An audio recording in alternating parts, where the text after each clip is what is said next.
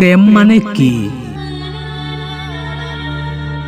প্ৰেম মানে নহয় মৰমৰ আলিংগন, নহয় প্ৰেমৰ পৰিসমাপ্তি, বিবাহ অথবা শাৰীৰিক মিলন। প্ৰেম যেন এক স্বৰ্গীয় অনুভূতি, য'ত দুটি নিকা হৃদয়ৰ বুজাবুজি অংকুৰিত হয় প্ৰেমৰ বীজ।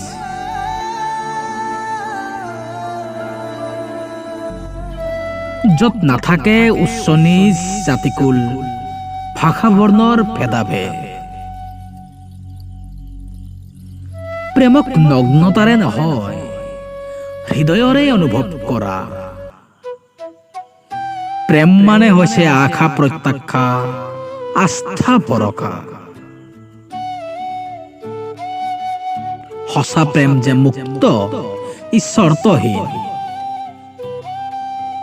প্ৰেম হৃদয়ৰ এক মৌন ভাষা।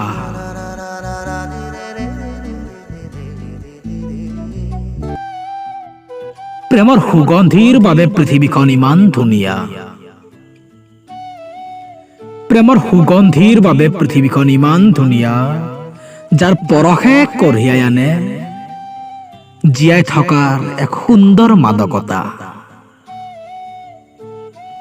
প্ৰেম সকলোৰে হৃদয় চুই যোৱা মিঠা শিহৰণকাৰী অনুভৱ।